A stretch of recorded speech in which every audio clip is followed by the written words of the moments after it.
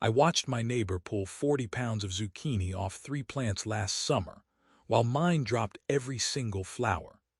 Not one fruit. My plants were beautiful. Giant green leaves, thick stems, dozens of bright yellow blooms opening every morning. I remember standing there with my coffee, looking at these gorgeous, healthy plants and thinking, this is going to be the year. I could already taste the zucchini bread. I could picture the grilled squash with olive oil and garlic. I had plans, big plans. And then, a few days later, every single one of those flowers just fell right off the plant. Just dropped, one after another. I would walk out in the evening and find them lying on the soil, still bright yellow, still looking perfectly healthy, just detached. And underneath them, nothing. No tiny squash forming. No swelling. Just a little bare spot on the stem where the flower used to be. I was out there every evening with a watering can, checking the soil moisture with my finger, turning over leaves looking for aphids or squash bugs, fertilizing with the good organic stuff I had paid extra for at the garden center. And I got nothing. Not a single zucchini. She got enough to feed her entire extended family and half the neighborhood. I saw her hauling them out in a plastic shopping bag, one after another, these massive green things the size of my forearm. She was giving them away to people walking their dogs. She was leaving them on doorsteps. And here I was, the serious gardener with the nice raised beds and the drip irrigation, buying zucchini at the farmer's market. It was humiliating, honestly. I finally walked over there, swallowed my pride, and asked her what on earth was going on. She smiled, that kind of smile older gardeners have when they know something you do not, a little crinkle around the eyes, a little pause before speaking, like she was deciding whether I was ready for the information. And she said 3 words that changed everything for me. And I am going to tell you exactly what she said, because I know several of you watching this right now are staring at zucchini plants that are doing the exact same thing. Beautiful flowers, zero squash. You might be looking out your kitchen window right now at a plant that is absolutely covered in blooms, and you are starting to get that sinking feeling in your stomach because you have seen this movie before. You know how it ends, and I know exactly how frustrating that is.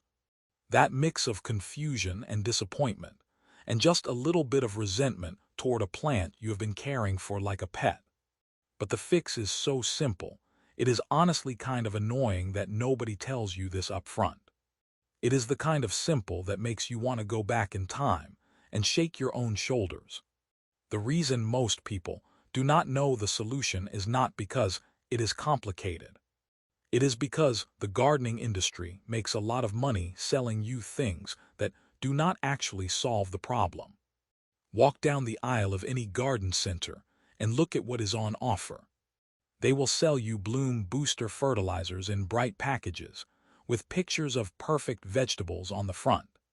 They will sell you calcium sprays in spray bottles that promise to fix fruit set issues. They will sell you special pruning shears, soil amendments, compost teas, mycorrhizal inoculants, all kinds of stuff. And here is the thing. Some of that stuff is not bad. Some of it is genuinely useful in the right context. But none of it addresses the real issue. None of it. You can spend $50 on products and still watch every single female flower hit the ground because the fundamental problem was never a nutrient deficiency or a disease. The fundamental problem was something much simpler, much older, and much cheaper to fix. What I am about to tell you costs nothing. It requires no tools, no products, no special skills. It does not require you to buy anything, mix anything, or build anything. It is just a piece of knowledge, one of those things that used to be passed down from gardener to gardener, neighbor to neighbor, generation to generation. I imagine a time, not that long ago really, when a young person learning to garden would have an older relative or a neighbor who would just casually mention this over the fence. They would not make a big deal out of it. It would just be part of the background knowledge of growing food. And somewhere along the way, as we all started buying our seeds in packets from big box stores and getting our advice from the back of a fertilizer bottle and watching polished gardening videos that never quite get into the nitty-gritty, that knowledge just kind of faded into the background. It is still there. It is still true. But nobody is selling it, so nobody is talking about it. And that, to me, is honestly kind of annoying. It genuinely bothers me that something this fundamental, this essential, is not printed in bold letters on every single seed packet. It should be. It should be the first thing you learn. Here is what she told me. She looked at my plants, and I mean really looked at them, the way someone looks when they are diagnosing something they have seen 100 times before. She lifted a leaf, peered at a dropped flower on the soil, and then she looked at me. And she said, "They need sex." And then she laughed because I must have looked completely baffled. My face probably went through about 4 different expressions in 2 seconds. Confusion, surprise, a little bit of embarrassment, and then the beginning of understanding. And then she explained. And once you hear this, you cannot unhear it. It is like someone telling you how a magic trick works. You will walk through your garden and see zucchini flowers completely differently. You will understand exactly what is happening on your plants, and you will know with absolute certainty whether you are about to get a squash or whether that flower is just going to yellow, shrivel, and drop. You will be able to look at a flower in the morning and predict its future. And the moment you understand this, you can fix it. Hand on heart. It is that simple. It is so simple that I felt genuinely foolish for not figuring it out on my own. I had been gardening for years. I understood pollination in a general sense. I knew bees were important, but I had never, not once, applied that knowledge specifically to the zucchini plants I was staring at every single day. Let me walk you through what is actually happening on your zucchini plant, because I think most of us, myself included for years, just kind of assume that flowers turn into fruit automatically. It is a reasonable assumption. In our minds, the sequence is simple. Plant grows, plant flowers, flower becomes fruit. We see it happen with tomatoes, with peppers, with beans. The flower appears, the petals drop, and a tiny version of the fruit is sitting right there where the flower was. So when we see a zucchini flower, we think, great, there is a squash coming. That is the natural next step. And then it falls off, and you think something is wrong. Something must be wrong. A disease, a nutrient deficiency, a watering issue. You start running through the checklist in your head. Did I water too much? Too little? Is there a bug I am not seeing? Is the soil depleted? Do I need to add compost? And sometimes those things are problems, sure. I'm not saying zucchini plants are invincible. They have their issues. But the most common reason, by far, the reason that explains probably 90% of dropped zucchini flowers in a home garden, is that the flower was never pollinated in the first place. It was never going to become a squash. It was destined to fall off from the moment it opened. That flower was not a failed squash. It was a flower that never got the one thing it needed to become a squash. And understanding why that is requires knowing something that nobody ever seems to explain in seed catalogs or garden center handouts. Zucchini plants do not make just one kind of flower. They make 2 completely different kinds. Male flowers and female flowers. 2 different structures, 2 different roles, 2 different fates. And if you do not know how to tell them apart, and if you do not know what needs to happen between them, you are going to watch a lot of flowers hit the ground. You are going to stand there with your coffee, looking at your beautiful plants, and you are going to feel confused and frustrated and maybe a little bit like a failure. And you are not a failure. You just missed a piece of information that nobody bothered to give you. The male flowers are the ones that usually show up first. They come in big, enthusiastic bursts, sometimes a week or two before you ever see a female flower. The plant just pumps them out, one after another, these bright, cheerful, optimistic flowers. They are bright yellow, a deep, saturated yellow that almost glows in the morning light. They stand up on long, thin stems, elegant and tall, and they look exactly like what you think a zucchini flower should look like. If you close your eyes and picture a zucchini flower, you are picturing a male flower. And if you are a new gardener, you see those flowers and you get excited. Your heart does a little lift. You think, here we go, squash season is starting. You might even take a picture and send it to someone. Look, my zucchini is flowering. And then a week later, those flowers are lying on the ground and there is no squash anywhere, and you think you have done something terribly wrong. You think the plant is sick. You think you have a pest. You start Googling zucchini flowers falling off at 11 o'clock at night. You have not done anything wrong. Those male flowers did their job, or they were ready to do their job, and then they fell off. That is what they do. That is their entire life cycle. They bloom for a day, sometimes just a morning, and then they are done. The flower closes, the petals wilt, and the whole thing detaches from the stem and drops. It is not a tragedy. It is not a sign of disease. It is just the male half of the equation completing its natural cycle. And without them you get nothing, but they alone do not make squash. A plant covered in male flowers is a plant that is ready to participate in the process, but it is only half the equation. It is like having a room full of one half of a zipper. You need the other half. The female flowers are the ones that actually become the fruit.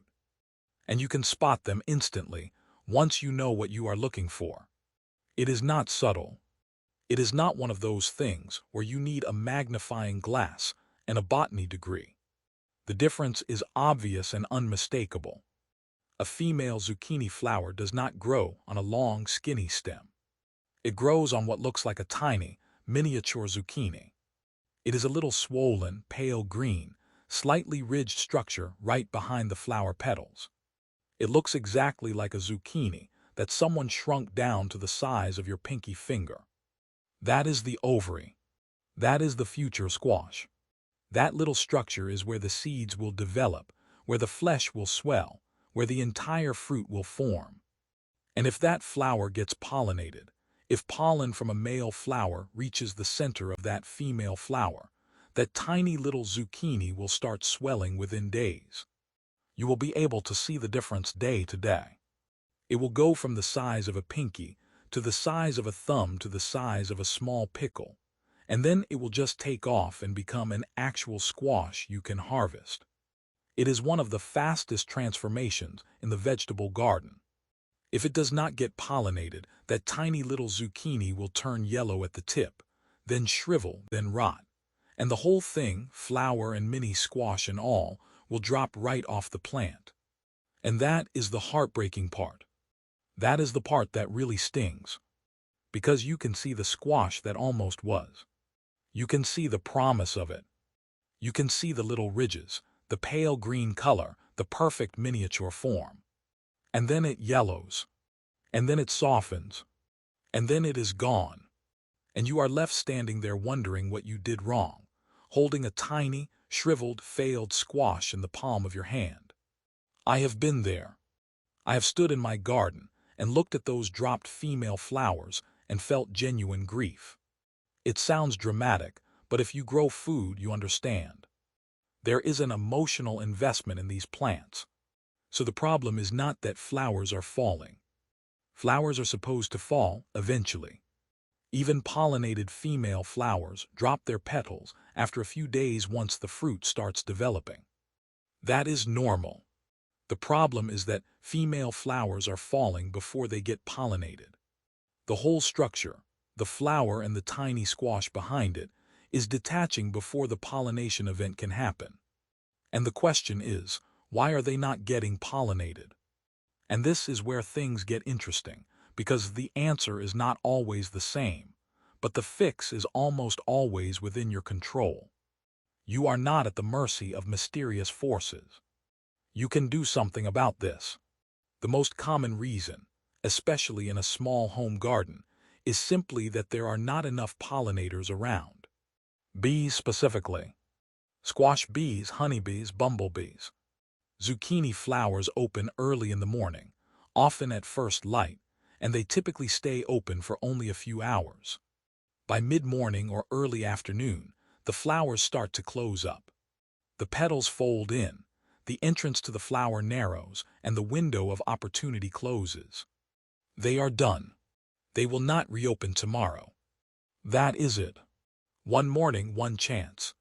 If a bee does not visit that female flower during that narrow window, carrying pollen from a male flower, that female flower is going to drop. It does not matter how healthy your plant is. It does not matter how much you watered or fertilized. It does not matter how carefully you prepared your soil or how expensive your compost was. No pollination, no squash. The plant does not have a backup plan. It does not hold the flower open an extra day hoping for a bee.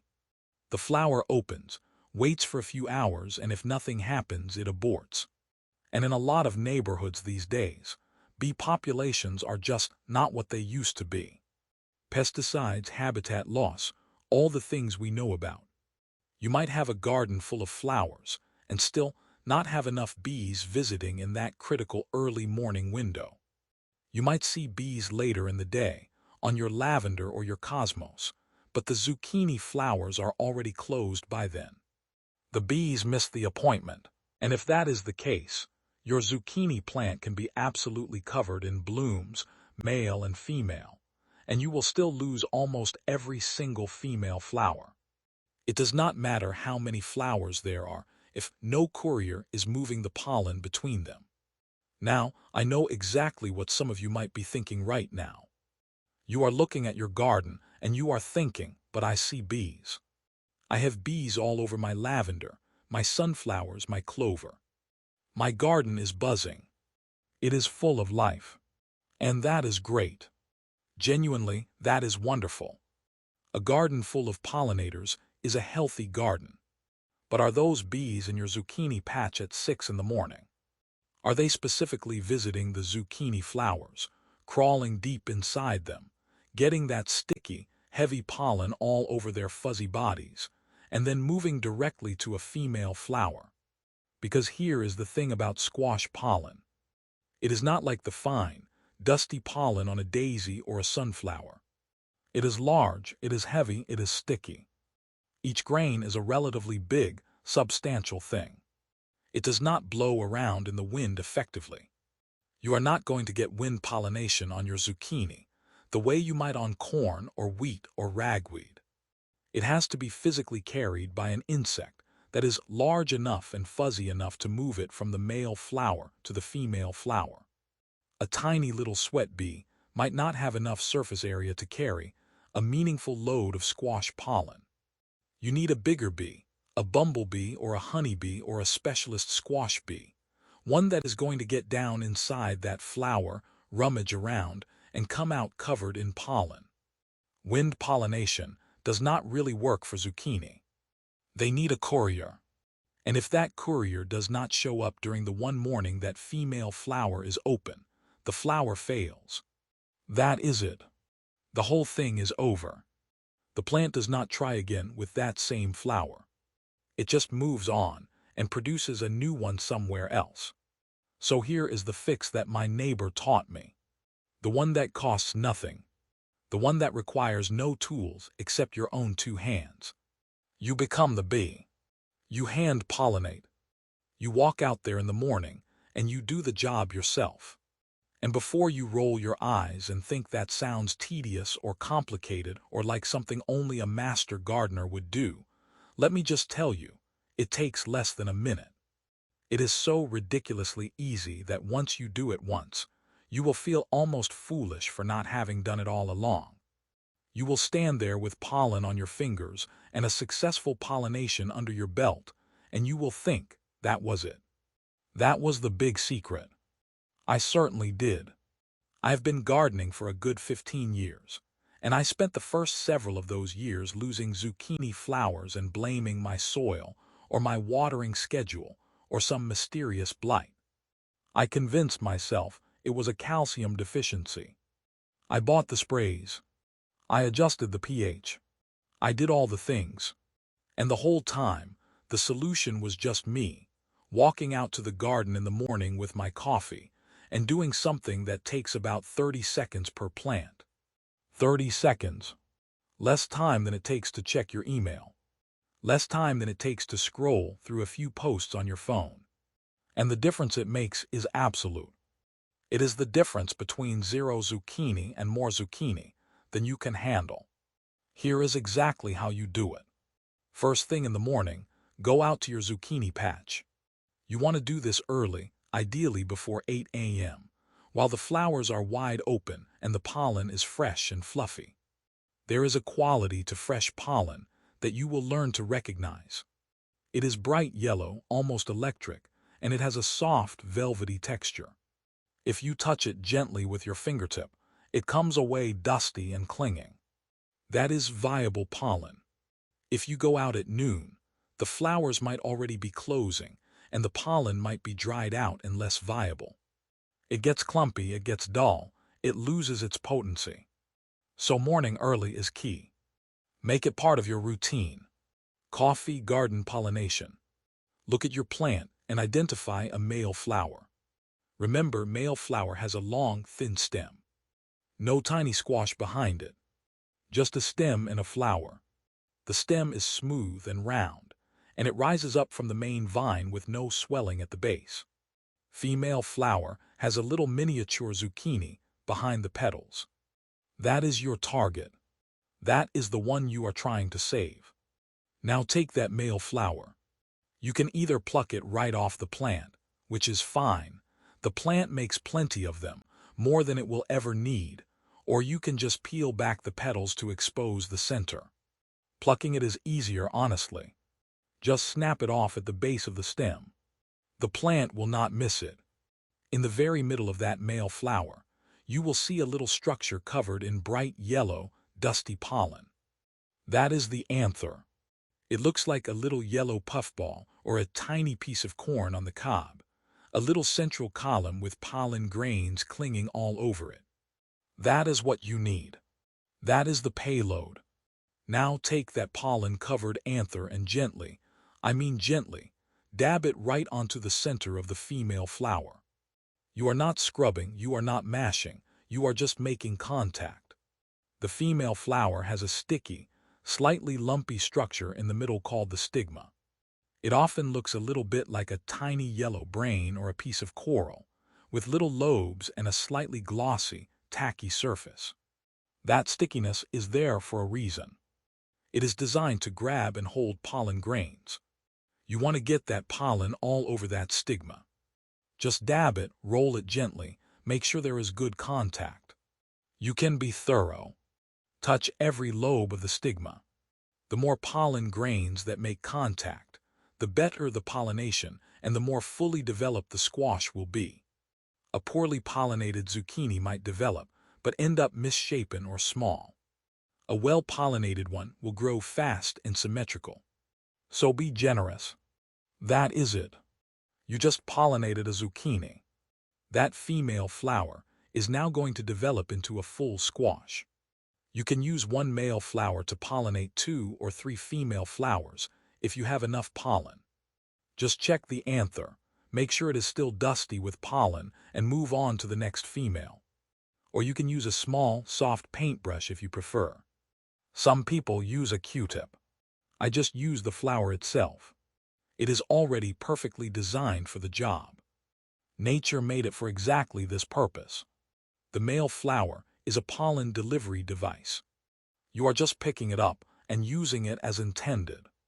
Now, some of you might be thinking, wait, what if I do not have any male flowers open at the same time as my female flowers? And that is a real thing that happens, especially early in the season.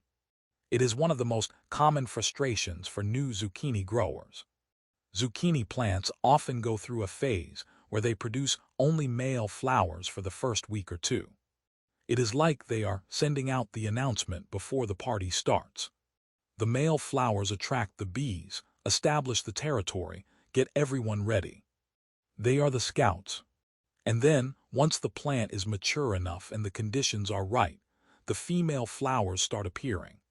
But sometimes, due to stress or weather or just the plant's own internal timing, you might get a female flower opening on a day when there is not a single fresh male flower available.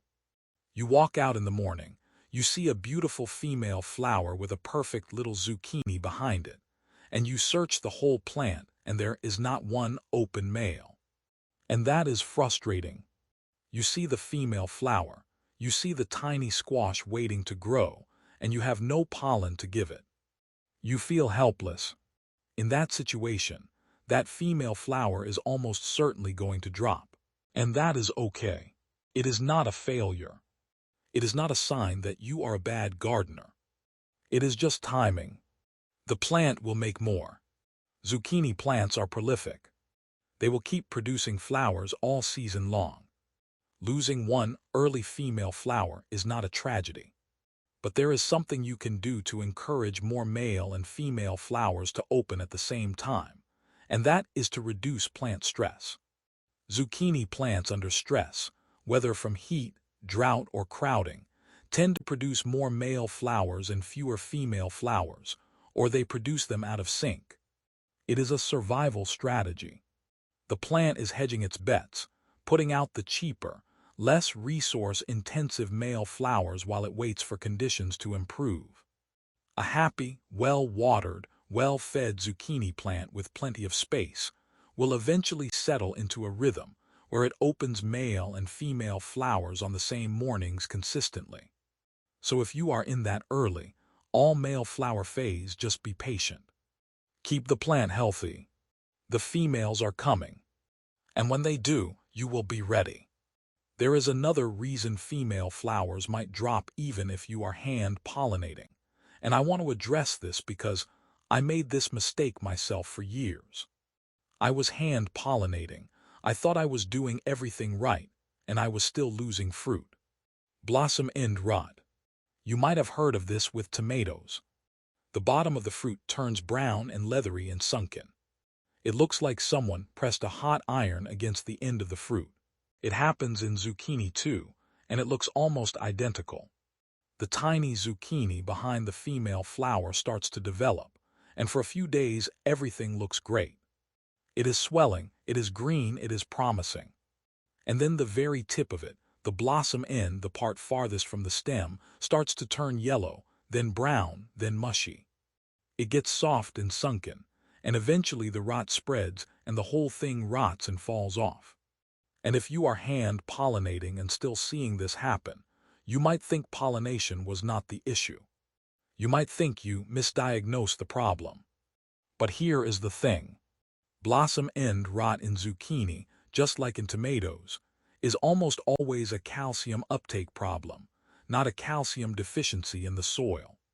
Your soil might have plenty of calcium. Most soils do. Calcium is abundant in the Earth's crust. The problem is that the plant cannot move that calcium to the developing fruit because of inconsistent watering. Calcium moves through the plant in the water stream. It is dissolved in the water that the roots pull up from the soil. If the soil goes through cycles of wet and dry, the calcium flow gets interrupted. The water stops moving, and the calcium stops moving with it.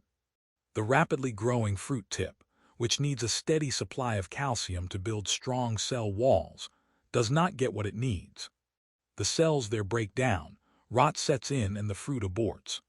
So the fix for blossom end rot is not to dump eggshells or calcium supplements on your soil, although that rarely hurts. The fix is to water consistently. Even regular deep watering. Not a little sprinkle every day, but a good deep soak on a regular schedule. Mulch around your plants to keep the soil moisture steady. A thick layer of straw, shredded leaves, even grass clippings, anything that shades the soil and slows evaporation. Do not let them go through extreme drought followed by a flood. That stress cycle, The boom and bust of water availability is what causes the calcium disruption. And if you combine consistent watering with hand pollination, you have solved the two biggest reasons zucchini flowers and young fruit fall off the plant. Those two things together probably account for the vast majority of zucchini failures in home gardens. Now let me talk about temperature for a moment, because this is something that catches a lot of gardeners off guard. It certainly caught me off guard the first time it happened. Zucchini are warm season plants, but they have limits. They are not tropical plants. They come from a temperate climate originally, and they have a preferred temperature range. When temperatures get above 90 degrees Fahrenheit for several days in a row, especially if nights stay warm too, and the plant never gets a chance to cool down, zucchini plants can start to drop flowers even if they are pollinated. High heat affects pollen viability. The pollen literally becomes sterile. It looks fine, it looks yellow and dusty, but it cannot fertilize the female flower. The proteins inside the pollen grain denature, the same way an egg white changes when you cook it. In extreme heat, the plant may also stop producing female flowers altogether and put out only males, or it may abort developing fruit to conserve resources. The plant makes a calculation. It says, conditions are too harsh right now for me to invest energy in growing a big, water-filled fruit. I am going to cut my losses and wait for better weather. There is not a lot you can do about a heat wave except keep the plant as healthy as possible, provide some afternoon shade if you can, and wait it out. A piece of shade cloth suspended on stakes can make a real difference. Even just positioning your zucchini where it gets morning sun and afternoon shade from a taller plant or a structure can help. When temperatures come back down, the plant will resume normal flowering and fruiting. This is not a disease. This is not a failure on your part. It is just biology. The plant is making a calculated decision to survive the heat rather than invest energy in fruit that might not make it. Respect that. Work with it. Do not panic and start dumping fertilizer on a heat-stressed plant. That can make things worse by pushing the plant to grow more leaves when it is already struggling to manage its water and energy budget. A heat-stressed plant does not need more nitrogen. It needs shade and water and patience. I want to circle back to something I mentioned earlier, because I think it is one of the most overlooked aspects of growing zucchini successfully. Plant spacing. Zucchini plants get big. Really big. That little seedling you put in the ground in May, that cute little thing with 2 leaves and a stem the thickness of a pencil, can be 4 feet across by July. It can swallow up the space around it. The leaves get enormous, the size of dinner plates, and the stems thicken and sprawl. And if you planted them too close together, a few things happen. First, the leaves overlap and shade each other, which reduces the plant's overall energy production. Less sunlight hitting leaves means less photosynthesis, which means less sugar available to grow fruit. Second, the dense foliage makes it harder for bees to find the flowers, and harder for you to find them too when you are out there hand pollinating. A female flower hidden under a canopy of giant leaves is a female flower that is going to drop unpollinated. You might not even know it was there until you find it on the ground, already yellow and shriveled. Third, poor air circulation in a crowded zucchini patch creates a humid microclimate that encourages powdery mildew and other fungal diseases. The leaves stay damp longer in the morning, spores find a foothold, and pretty soon you have that white dusty coating on the leaves that signals the beginning of a mildew problem. A sick plant drops fruit. It just does. So give your zucchini room. A single plant needs a good 3 to 4 feet of space in all directions. If you are growing in raised beds, one zucchini plant can easily fill a 4-foot by 4-foot area. Plant accordingly. I know it is hard to believe when you are looking at a tiny seedling in the spring. The bed looks so empty. You want to fill the space. You want to maximize your yield. You think I can fit 3 in here, no problem.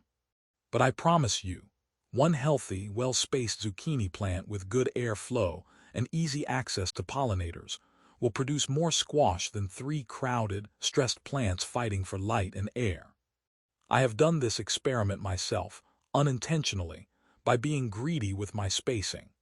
The year I gave each plant its own generous territory was the year I had zucchini coming out of my ears. The year I squeezed them in, I spent the whole summer troubleshooting problems. So let me just summarize the fix, because I have thrown a lot of information at you, and I want you to walk away with a clear, simple action plan. Something you can hold in your head and execute tomorrow morning without having to rewatch the whole thing. Number 1. Learn to tell the difference between male and female flowers. Male flowers have a plain stem. Female flowers have a tiny zucchini behind the petals. This is the foundational knowledge. Once you see it, you cannot unsee it. You will walk through your garden, and your eye will automatically categorize every flower you see. Number 2, go out to your garden early in the morning, ideally before 8 a.m., and check for open female flowers. If you see one, find a male flower, pluck it, peel back the petals, and gently dab the pollen onto the center of the female flower. Do this every morning that you have female flowers open. It takes seconds. It is almost meditative. It is a lovely way to start the day. You are out there in the quiet, the garden is still cool, the birds are doing their thing, and you are helping your plants do what they are trying to do. Number 3, water your zucchini deeply and consistently. Do not let the soil swing from bone dry to soaking wet. Even moisture is the key to preventing blossom end rot and keeping the plant stress-free enough to produce female flowers on schedule. Mulch helps enormously here. A thick layer of straw or shredded leaves around the base of the plant keeps the soil cool and the moisture steady. I am talking 2 or 3 inches of mulch. Do not be shy with it. Number 4, give your plants space. Do not crowd them. Airflow, sunlight, and easy access for you and for pollinators are all critical. If you have already planted them too close, consider removing one. I know it hurts. It feels like you are giving up on a plant, but you are giving the remaining plants a better chance to thrive. Number 5, accept that some flower drop is normal. Male flowers are supposed to fall. Early season female flowers without a male partner are going to fall. Heat wave flowers are going to fall.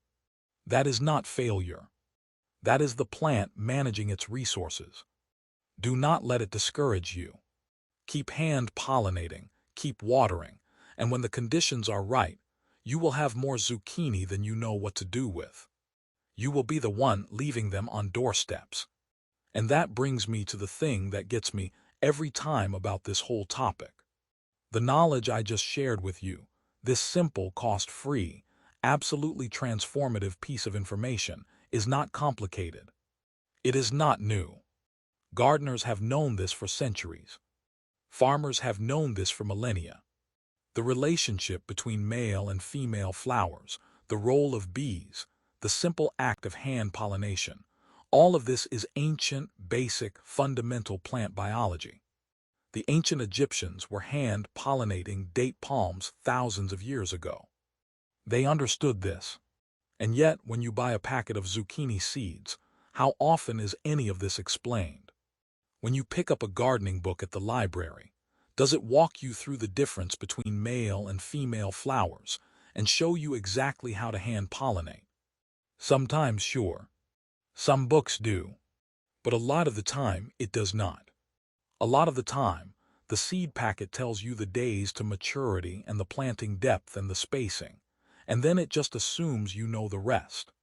And I think that is because there is an assumption, a kind of cultural forgetting, that says that gardening knowledge is just instinctive, or that it will somehow be passed down automatically from one generation to the next.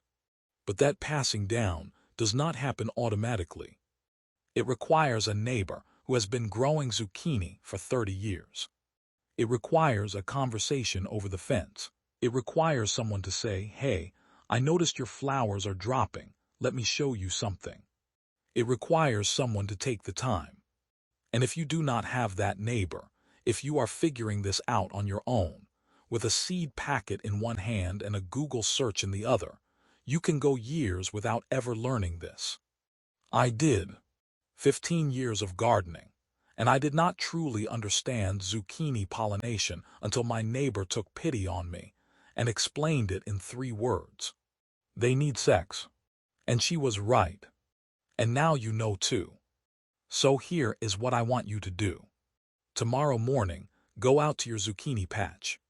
Look at the flowers. Find a male. Find a female. And become the bee. Just once. Just to see how easy it is. Feel the pollen on your fingers. See the yellow dust transfer from the anther to the stigma. And then watch that tiny little zucchini behind the female flower start to swell over the next few days. Watch it turn from a pale little nub into an actual, honest-to-goodness squash. Check on it every morning. You will be amazed at how fast it grows once it is pollinated. And when you harvest it, when you slice it and cook it and eat it, I want you to remember that this knowledge, this simple, ancient, cost-free knowledge, was almost lost to you. And now it is yours. And you can pass it on. Tell a neighbor. Tell a friend. Tell the person in the community garden plot next to yours who is staring at dropped flowers and wondering what they did wrong. Walk over there and say, "Hey, can I show you something?" Because this is how the knowledge survives. Not through products, not through marketing, not through expensive solutions in a bottle. Through us. Through gardeners talking to gardeners. Through the simple, radical act of paying attention to how nature actually works and then sharing what we learn. That is the real tradition. That is the old way. And it is still alive as long as we keep doing it. If this helped you, if you are going to go out tomorrow morning and hand-pollinate your zucchini for the first time, let me know in the comments. I would genuinely love to hear how it goes. Tell me about your first hand-pollinated squash. And if you know someone who is struggling with their squash plants right now, send them this video. Let us get this knowledge back into circulation where it belongs. Subscribe if you want more of this kind of thing. No fancy products, no miracle cures, just the real, tested, old-school gardening wisdom that actually works. Thanks for watching. I will see you in the garden.